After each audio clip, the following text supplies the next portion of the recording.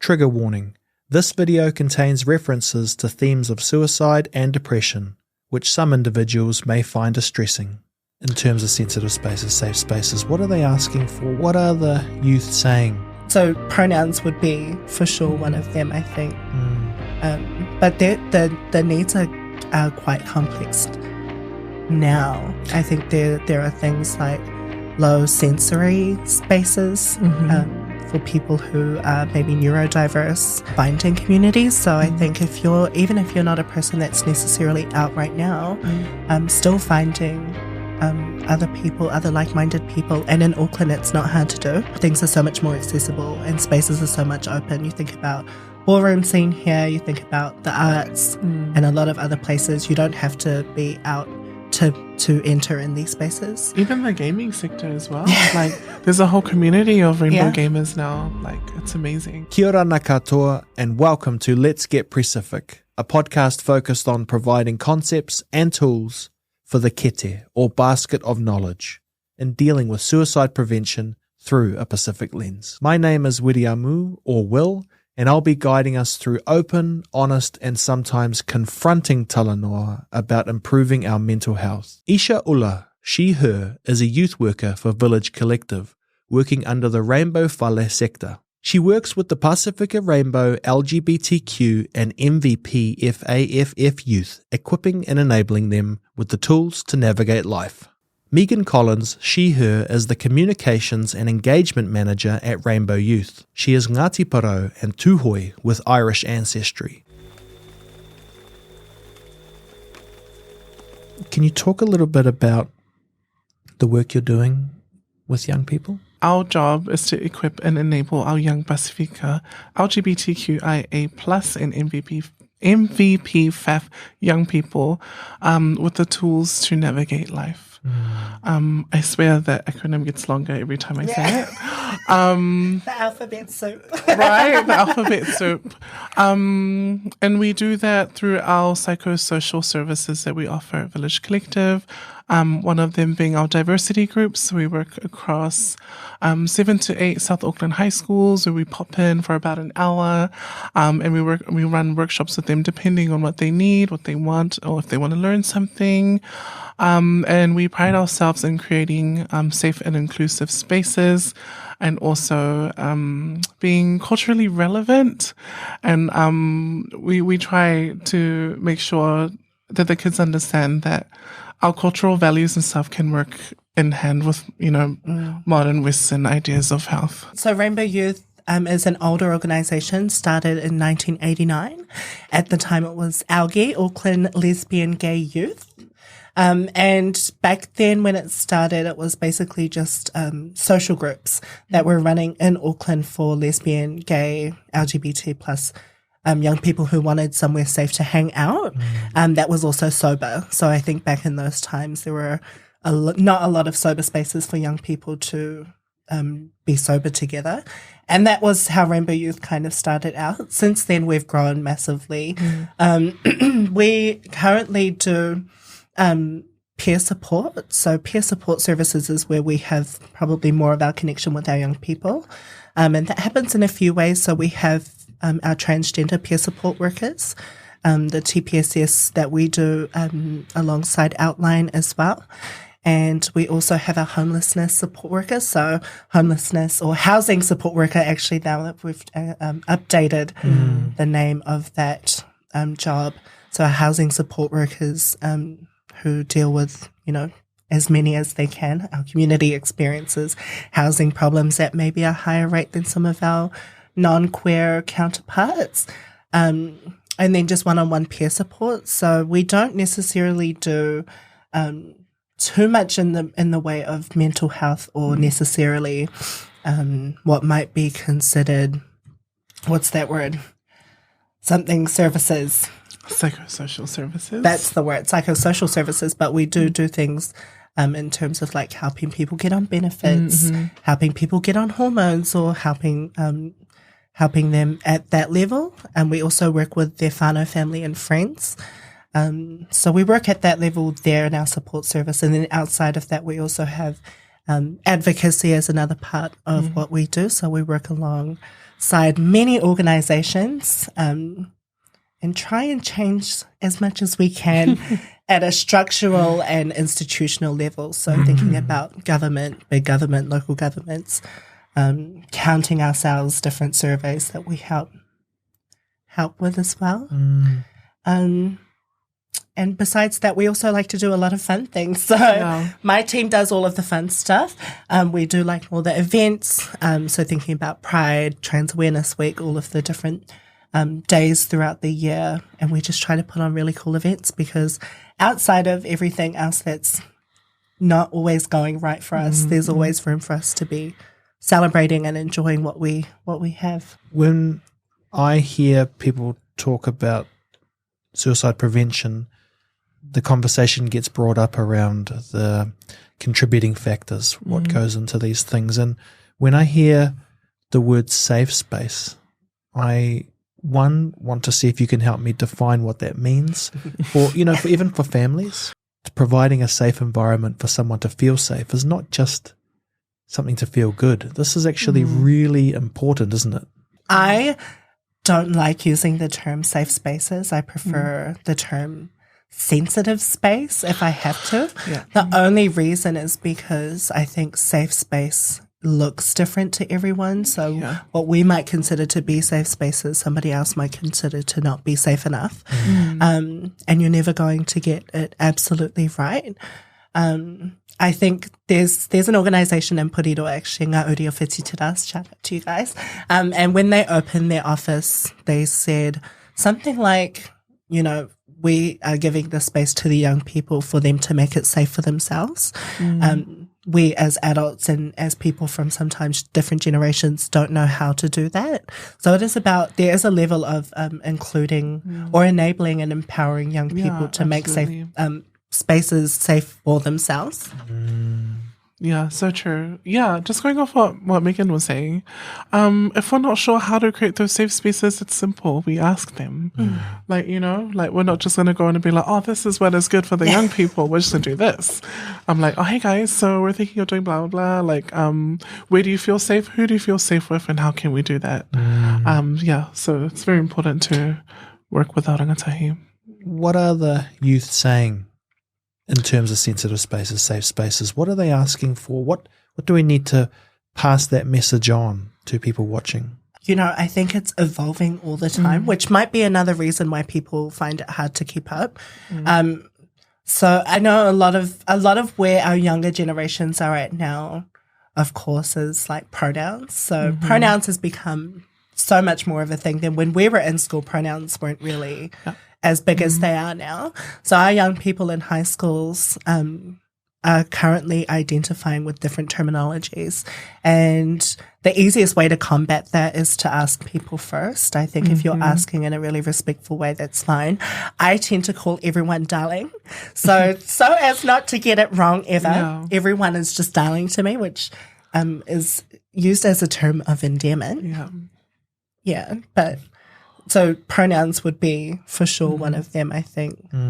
But the needs are quite complex now. I think there are things like low sensory spaces for people who are maybe neurodiverse, which our community have quite high numbers of neurodivergent people.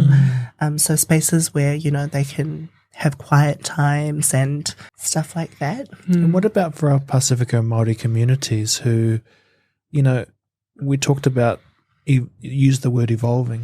And do you think are the elders keeping up? Is this something that, because I talked to a young person today and I mentioned before we started recording, he can't even have that conversation about his sexuality. And I thought, life's tough enough without not even being able to be honest about who you are on the inside. With that example, I think that a massive, massive thing that we know works for our communities is finding communities. So I think even if you're not a person that's necessarily out right now, still finding other people, other like-minded people. And in Auckland, it's not hard to do. We're very blessed here versus some of the smaller towns in New Zealand where there aren't as bigger communities. Here, things are so much more accessible and spaces are so much open. You think about ballroom scene here, you think about the arts and a lot of other places. You don't have to be out to enter in these spaces. Even the gaming sector as well. Like, there's a whole community of rainbow gamers now. Like, it's amazing. And sometimes it just takes that, you know, because there are people that will not come out until after they've reached adulthood, and that's okay as well, because everyone's journey is, you know, time is a colonial construct. So finding community is so important in terms of, because I couldn't imagine having to try come out without the support that I had. You know, we in high school had so much support, and I transitioned with like 5 other people that we had each other, you know, almost every single day while we were in school. So I guess it's kind of beautiful too, because I guess it takes a bit of the pressure off your family needing to always be that support. And maybe could we talk a bit about that? Like, let's say someone's watching and they're like, I need to find my community. You talked about being here in Tamaki Makaurau. Are there some, you know, some tools or some bits of guidance that you can help people with? Maybe it's coming to the Village Collective side, or how would you go about finding your community if you're feeling a bit isolated? It's a tricky one. Yeah, because I could easily just be like, "Oh, come to Village Collective," like, you know, do that. Ding, logo. Your community is other people that you feel at home with. I guess our organizations will be a great place to start, but it depends on who they feel safe with. And I mean, Rainbow Youth, we have social groups as well. So social groups still run within Rainbow Youth, and you can access these groups really easily. You don't have to pay. You don't have to register to attend these groups. You can just walk in to these groups, and you can find that on our website, ry.org.nz/social groups. Oh, you got them frightened. No, but so social groups, I would say even Pride. You know, Pride is happening in February, and that is a great way to get amongst or try and find your tribe, find some of your people. There are ways that you can attend Pride events that is more safe, and Rainbow Youth will be coming out with some tips on how people who aren't out can, you know, attend and celebrate and be proud during Pride as well next month. But I think about some of the bigger events like Big Out and stuff where it's not just queer people going to these events. There are a lot of heterosexual, cisgendered, other people that go to those events. So I would say find the big events. You know, if you don't want to feel like you're standing out and you're not out yet, sometimes that is the best place to go. It's kind of like Polyfest for the queers.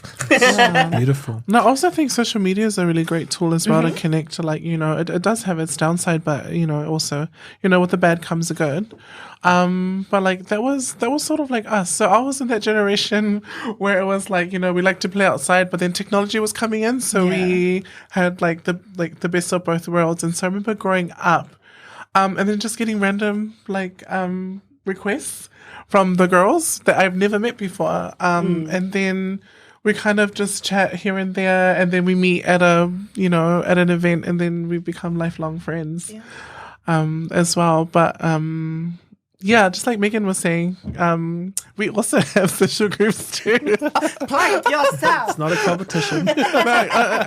No, it's not. But like, no, it's not. But it's important for the people. But it is important. Yeah, they do. We should be singing to the rooftops. About being proud of what we do. Yeah, and I think that's one of the big things about this podcast. It's like, yes, you're representing the places you work for, but I want you to represent you too. Yeah. You know, when I hear I want to provide a space where you can also talk about, you know, the struggles you had, or if you did or not, with your own families. What were the things you learned? If there was like one thing that I learned, like in terms of my relationship and my family, and, you know, being brown and whakaleiti, was realizing that I'm not the only one on the journey. And I realized that too late. Yeah, I realized that once a lot of the damage was done. You know what I mean? Yeah, I guess like as young people, it's hard enough being a young person, and then being a brown, you know, rainbow person. There's just more things to sort of deal with, and well, for me, I'm not speaking for like the whole generation. We're just so focused on the end. Like, I want to have long hair, I want to have makeup, I want to be myself. That you shut out a lot of things as well, and you miss out on a lot of things. Yeah. You think about, like, for some of our girls who transitioned during school, we were battling so many different things that those of our cisgendered counterparts were not dealing with. So we were dealing with structural level with school, like dealing with faculty and having to fight for wearing what we wanted to wear, or being allowed to have long hair, or being able to be called the names that we wanted to be called. Teachers that didn't know how to respond to trans or gender non-conforming young people. So we were dealing with these things with adults, you know, who didn't know how to respond to the needs of us while we were in school, and also trying to deal with our own. Oftentimes it was a medical transition that we were going through, a physical and social changes that we were going through as well. So, you know, some choose looks and some choose books. And for a lot of our girls, looks had to come first, because it was about so much more than just our physical appearance, but about us being able to become the people who we knew that we were, you know. So the need was a bit more nuanced and complex. When you think about some of the statistics that our people, our Māori and Pasifika communities especially, deal with, and then you see that when you add any type of rainbow on top of that, it gets exponentially worse. So, you know, a lot of the girls from some of our generations experiencing homelessness during school, getting into sex work during school as well because of homelessness. So, you know, not necessarily the same things. And back then as well, there weren't a lot of organizations that were set up or equipped, and I would even argue today that are equipped to deal with a lot of the multiple layered issues that our young people are experiencing. Also for families to know that potentially a young person in your family is going through these feelings and they might be masking it. We need to be doing more in terms of enabling those of us that are working in rainbow spaces already, how we expand capacity within those regions or reaches. So obviously funding is a massive thing. All of our organizations are dramatically underfunded. When you look at the last census, I think that the age group of under 30, I think it was like 70 to 80% were identifying as not straight or not cisgendered. So, but nothing has changed in order to meet what that growth has looked like. So there are far more people who are openly queer that are within the youth brackets, but we haven't seen funding expand to match or meet what that need and requirement looks like. So I think that's one thing. Hello, New Zealand government. Yeah. Give us some money. No, but it's a pretty big thing. No, I mean, it's a massive thing because, you know, at the end of the day, money talks. And we can only do so much without it. Obviously, most of our organizations do some form of fundraising, et cetera, but to have that from an institutional level, from local or general government would be really helpful. But I also think that some of the other organizations working in the sector that don't necessarily do rainbow services, there's an opportunity there for them to step into some of these spaces, but it just looks at like how they're doing that. So that would look like them first having to acknowledge what they don't know, because I think there are a lot of organizations that are too proud, to be honest, to say that they don't know how to respond to the requirements of our communities, and then therefore they don't reach out and ask or try and get training or workshop or any development for their staff to be able to respond to some of the needs of our MVPFAFF plus babies. So that could be another thing. I think that sometimes as well, you know, some non-queer organizations have this mentality that queer people aren't accessing their services. But we just know statistically that that's not true. And And sometimes those same people won't re-access services because they've had really negative experiences. Yeah. But there's so much that we can do. So it's not all down, you know, it's not all down. We've gone strides, or we've made major strides. Even in the last, I would say, like 5 years, this whole sector looks completely different. And there's so many more brown people in the sector. So, and I think that's done something really amazing as well in terms of our young people actually wanting to access services from organisations like ours, you know, because they can see that we're here and it makes them feel a little bit more safe. Yeah. And that brings us back to your previous question was like, what do they need to have these safe spaces? And it's as simple as having people that look like them and people they can identify with, because representation so matters. And, you know, like I said, it's hard enough growing up as a young person, but growing up brown and queer, naturally you just have these walls up, and as soon as you see one of the sisters, you're just like, oh, I can just be myself. I gotta lie, like, you know. And so it's as simple as that sometimes. It's hard enough just trying to organize your life, your sexuality, how you feel, and then they've got these kind of maybe institutionalized racism things, and it's really, really tough. You don't just have to come out. You also have to deal with how you look. Yeah. I would say, just in terms of like statistically speaking, there are not enough stats on rainbow people in Aotearoa in general. If this comes out before November 30th, do the Counting Ourselves survey. Yes. And, you know, there are surveys like Counting Ourselves Manalangi, and those surveys have been set up to try and provide the stats that our communities need. But outside of that, we know that trans people experience suicide at a higher rate than general queer people, like people who identify as gay, lesbian, bisexual. So our trans communities and non-binary communities definitely are experiencing that at a higher rate. I don't know about you, but for me, I'm Māori first and foremost, and then, you know, trans or whatever else you want to say is second to that. I have always been Māori my whole life, and when people see me, oftentimes my Māoriness is what they see first before they see any type of queerness. And so, yeah, again, just it's an additional layer for sure, you know.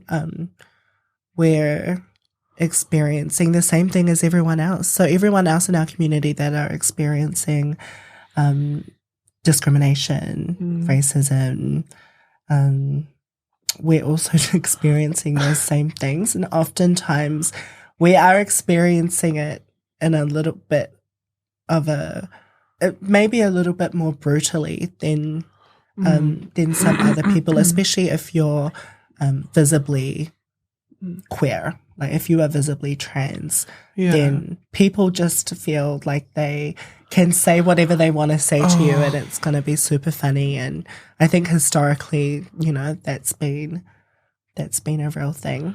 Now young people aren't putting up with it, okay? Yeah. Some of you will get whacked. But some people are getting whacked out here in these streets now for that, but I don't condone violence. These are babies. These are young people going through like an existential crisis. Like, who am I? Why am I the way I am? These are big questions for young people to deal with. Like, you know what I mean? And so even after the coming out and the social transitioning, physical and everything that you need to do, there's still tons of trauma and stuff that you, like, you know, you think you've buried, and then it's as simple as, you know, someone says something and then, back to square one with our young people. And I don't know. Yeah, I really wish people would understand that. Well, for me personally, like, that's huge. That's huge stuff for young people to be carrying. To carry that trauma. Yeah. Right? Yeah. Like, you're still learning, how to walk and bloody eat, and, you know, and then now you have people in your face telling you, oh, no, you're humaning wrong. You know, since we're getting all of this stuff outside of home, oftentimes it's really, really hard if your whānau aren't supportive of you, if you don't have a supportive family, which a lot of our girls have very supportive families. So shout out to the supportive families of our sisters, because, you know, trying to do it alone, trying to go at it alone, we know what that looks like for our girls, and it's not safe. But just support your kids, you know. Let your kids be kids. I can understand for some parents, you know, not wanting to go down the route of necessarily medical transition, and I think that's a thing that has come up a lot more if you look at some of the trending topics for trans people. That's a whole completely different thing, that each family should be dealing with that in their own way. But that still doesn't mean that you can't support your children. You can still support your children if they want to be called by different names and different pronouns. It's not as hard as we think it is. And actually, those little things that you can do for your children could sometimes be the difference between whether they're here or not. And I think it's really, really sad when we see, you know, the suicide rates and statistics. And then, you know, we see these families that live with regret because they couldn't come to terms with their children wanting to be who they are. And I think another level of that as well is parents being really concerned about their kids and their children and their future. I know that was one thing for like my dad per se. I think he was a little bit more concerned that, you know, would I get bullied and all this other stuff. First of all, so true. Kids are already getting bullied, okay? Children, especially if you're young, brown, and femme, and you're supposed to be a boy, you are getting bullied down. Well, we were in school anyway, so well, some of us were, but so that's an issue all of its own. But children are able, or young people, they are able to cope if they have that support system from their families. So true. But, like, you know, also, like, in our line of work with our young people, you know, going back to that, equipping, enabling them with the tools to navigate these situations, we also have a strong emphasis on identity, you know, and, you know, being of trans experience. And, you know, you only realize that after, like, you know, you never realize it early, but, like, you know, once you, and like, it's a quote from my mom, is once you know yourself, nobody else matters. Like, nobody else's opinion matters, and you will take on the world. And so we try and emphasize that in a lot of our workshops. But also emphasizing, like, don't, like, talk back to your parents, because, like, hello, we're trying to, you know, we're culturally relevant here. We're not saying be yourself and tell your parents to be quiet. Like, you know, there's a way to work around it, and it starts with you, and how, you know, you react. Yeah, because parents won't like it, especially traditional ones, being answered back. But at the same time, we don't want our people to be bottling it up. If I walked up to Meghan and Meghan had kids and I told her how to raise her kids, anyone would be angry. You know what I mean? And we don't like to, what's the word? Guilt trip. Not guilt trip. Like, like say, oh, your parents are wrong. Like, you know, because, you know, that's their teachings. And we'll just say, hey, just hear them out. Like, it comes from a place. And, like, you know, how you were saying before, you know, your experience with your dad, it was me and my grandmother, my late grandmother. And she didn't say it to me, but I heard it after. And, you know, my mom said, her biggest issue wasn't with you and who you were. It was not being able to be there to protect me when I'm out there in the world. And honestly, I think that's where a lot of our people are. Because it's not that, you know, it's not that our people don't love their children. It's oftentimes it's the opposite. They love their children so much that they don't want them to have a difficult life, etc., etc. Exactly. Did it feel like that for you? Not at the time. I mean, you're a young person. All I cared about was if I shredded my hair, I was good. Like, you know, I didn't need to eat. I didn't need to, you know, at the time, you know, I didn't realize that, but most definitely. Yeah. What is important and what we have to try and figure out is how we can find spaces for parents to ask these questions, and oftentimes they don't want to ask the questions from their children because they know that their children are going to tell them what they want to hear. But sometimes it might be helpful for them to hear from elder people from our communities, or even people in our age groups, because, you know, we've made it out on the other side and we're successful. And, you know, we've got the, you know, and we've done quite well for ourselves. So it's just, you know, back in our days, there weren't that many gleaming lights on the hill, if you will, of like really, really public figures that we could point to be like, this is what it could look like, a positive example of what this journey could look like for someone. For those parents listening today, watching, because they're curious about trying to learn more, what would your advice be for them? Reach out. Come have a coffee. Come check out our spaces. Like, you know. Yeah. Yeah, we don't bite. We used to do, which maybe we might start doing them again, but we used to do parents workshops. We're not currently doing them because we don't have capacity, sorry guys, but those types of things could be something as well that other organizations could think about picking up as well, opening up spaces for parents of LGBTQ, MVPFAFF plus children or questioning children to come together and have safe spaces to have open dialogue, I think is really important. But yeah, reaching out, and also there is a lot of resource that you can find online now, so much more than when we were in school even, of even local, like Aotearoa-based resources that exist completely online that you can go and find yourself if you don't want to, you know, go to these spaces. A lot of people are still finding themselves, and that goes for even people who aren't queer. You know, that's the journey of life, possibly. I mean, I'm still trying to find myself. I feel like we're getting extremely deep here.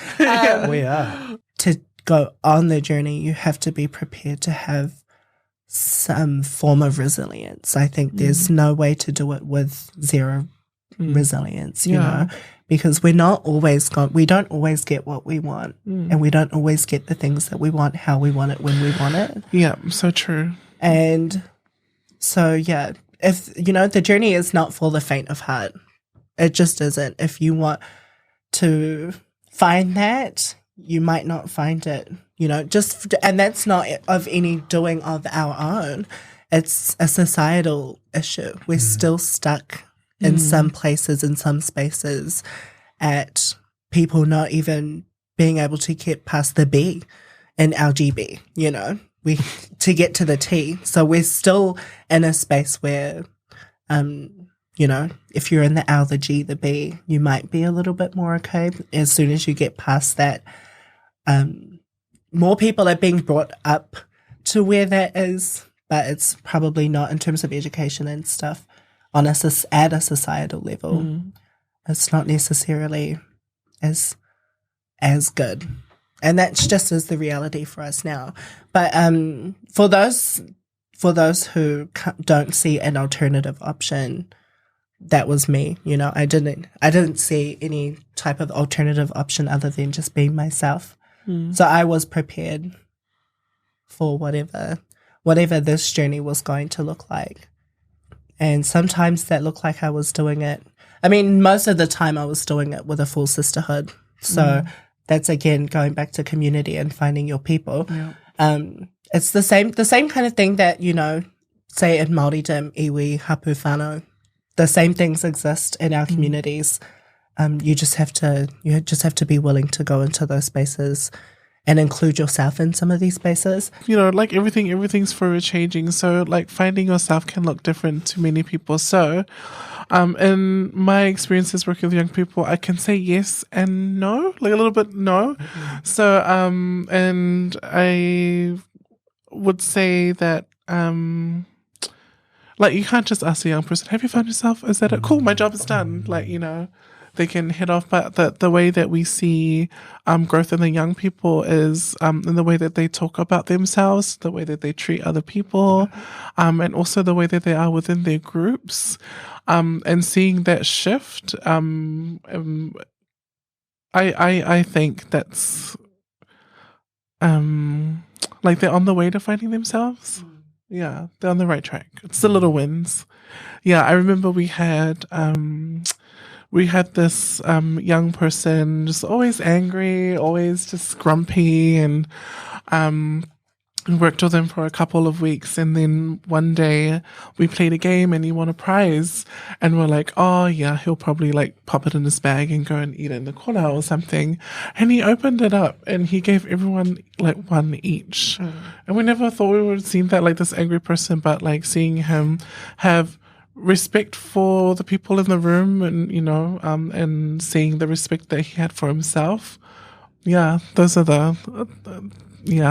the wins for us. I have about two, not quotes, but two ideas that I try to live by. One of them is always be teachable. You will never know everything. So open heart, open ears. And the second one is, it's simple. Everyone's on their own journey. Everyone's going, some of us are in canoes, some of us are in, super yachts, and some of us are in blimps. The least that we can do as human beings is be kind. Yeah. I love that.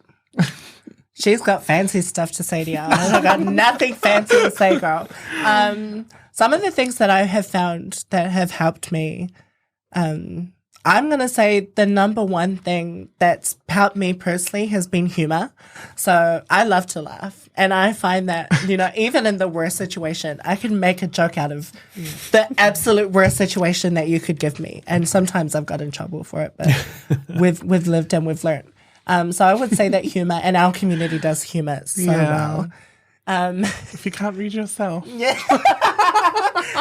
Yeah, so I would say that, like, also, I think it's very telling about who you surround yourself with. So I've been, and we go through different phases in life. But early on, I kind of realized that everyone isn't all the time people, Everyone's not going to be here forever. And sometimes people shouldn't be here as long as, or here as in like, in my personal circle or in having immediate access to me. And I think the older you get, the more refined that becomes. You just get more busy and have less time to deal with shenanigans. But yeah, I think even as young people, you can take that, take control of that, at least that part of your life. Who are your friends? Are they encouraging you? And now I feel like I sound like an old person, but are they actually encouraging you or uplifting you to be a better version of yourself? A lot of people, especially in high school, especially as like a young adult, a lot of people that are around you sometimes don't actually want to see you succeed, and that's the sad truth about it.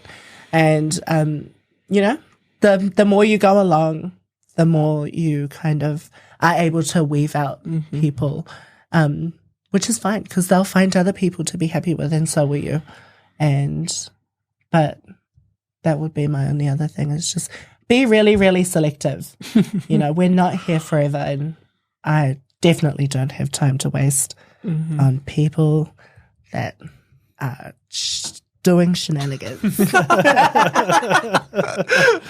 Love that.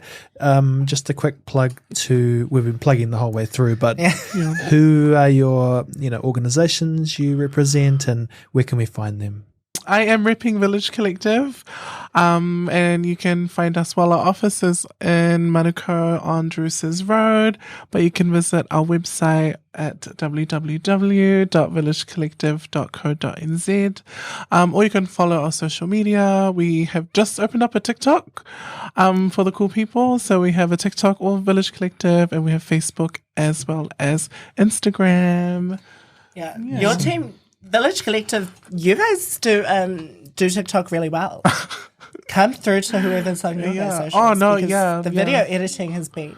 Girl, shout out to Atu from our youth board. So, shot girl. This one's for you, Atu. Love that for you.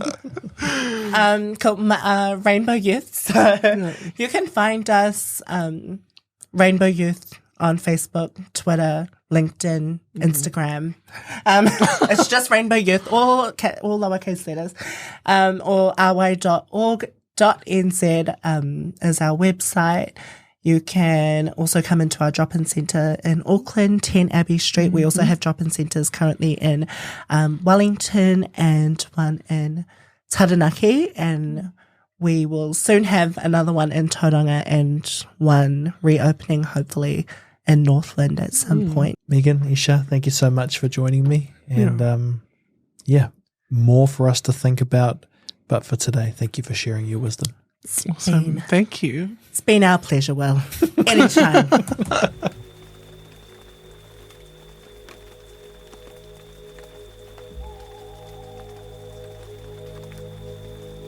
If you think you or someone you know may be at immediate risk, call 111 or connect to the following services to get help.